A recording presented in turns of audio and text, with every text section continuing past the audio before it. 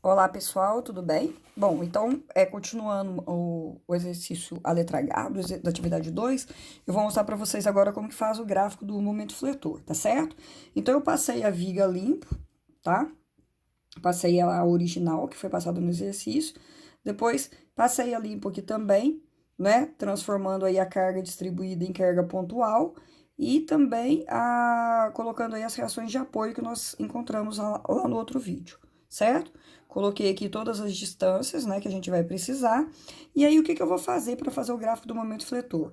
Eu vou achar o momento em alguns pontos. Então, eu vou achar o momento aqui, ó, no ponto A, tá certo? O momento aqui em ponto A.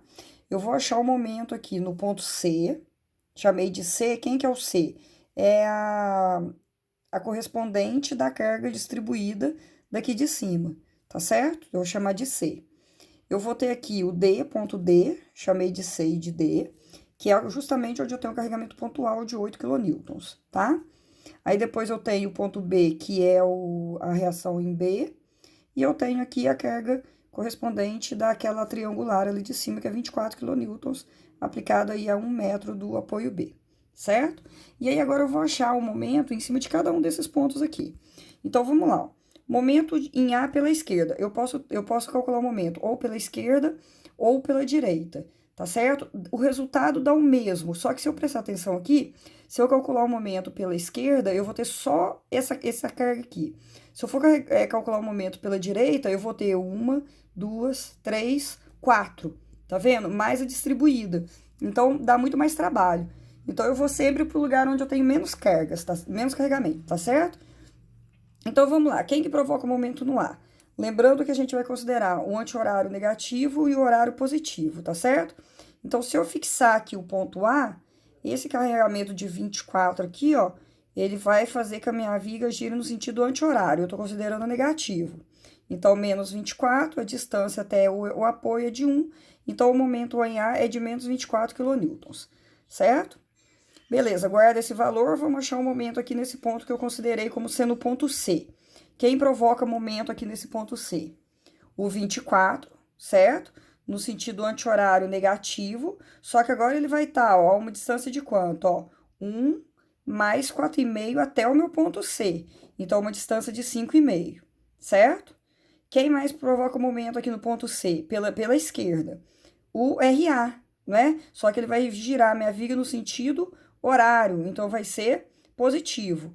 Então, o RA, que é 98,7, vezes a distância dele até o ponto C, que é de 4,5, certo?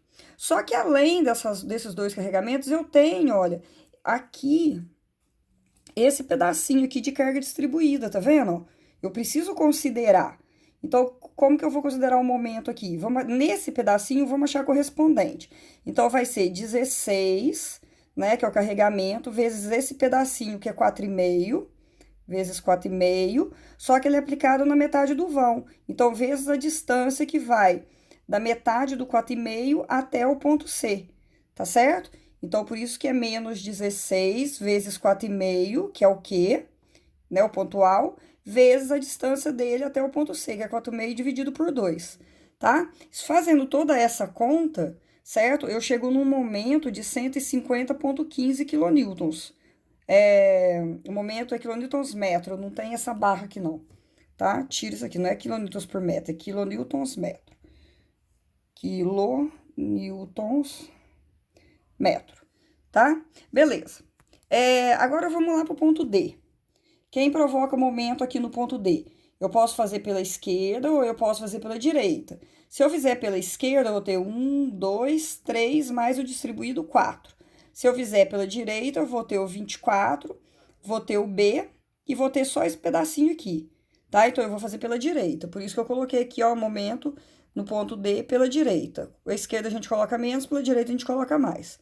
Então, quem provoca o momento aqui, tá? Lá no 24, certo? Lá no 24, lá do lado direito, tá? Se a gente colocar o mesmo sinal do outro lado anterior, vai dar um momento negativo, certo?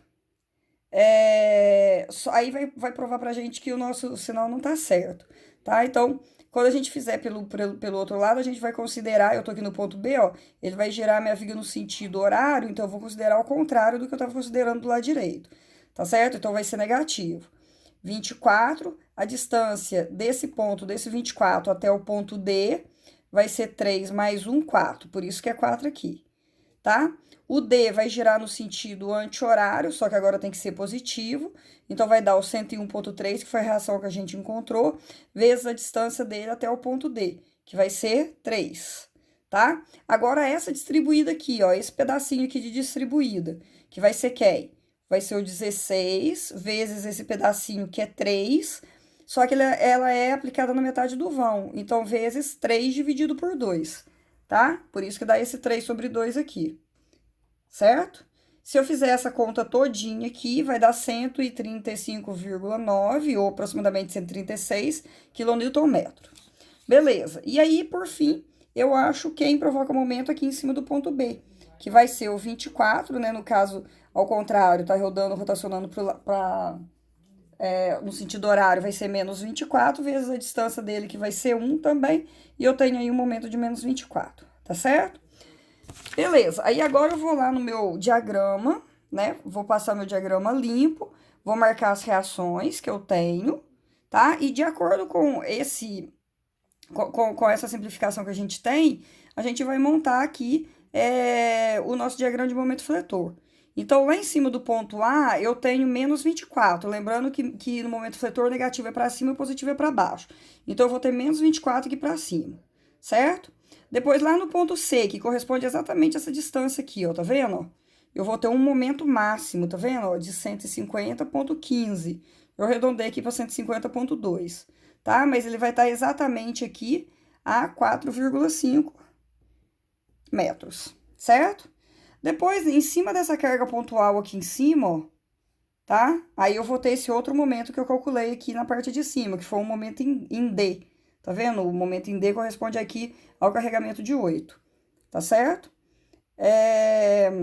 Então, vai ser o 139, né, que é o momento em D, pela direita, e depois o momento em B, todos eles positivo para baixo, e o momento em B pela direita, que deu menos 24 negativo para cima, tá certo? Bom, então o momento aqui, ó, como é balanço, ele vai sair do zero, tá? É parábola, né? Porque o carregamento é distribuído. Então, ele vai subir até lá no 24. Aí, ele vai descer. Parábola, tá, gente? Não é reta, não. Aí, ele desce aqui até o 150,2, que vai ser o momento máximo, o valor mais baixo da nossa parábola. Se a gente fizer essa equação aqui, ó, a gente vai ter uma equação de segundo grau, certo?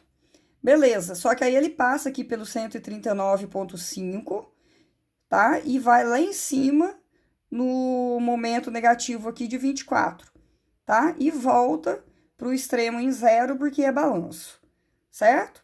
Então, esse é o diagrama de momento fletor. Então, é uma maneira mais fácil de fazer, né? Pega aí o momento em cima dos pontos importantes que você tem e depois traça o diagrama. Lembrando que, quando a gente fala de momento, se o carregamento é distribuído, eu tenho parábola. Se o carregamento ele é pontual, eu tenho reta, tá certo? Isso eu não posso esquecer. Espero ter ajudado vocês aí. Qualquer dúvida, vocês podem me perguntar, tá certo, pessoal? Um abraço.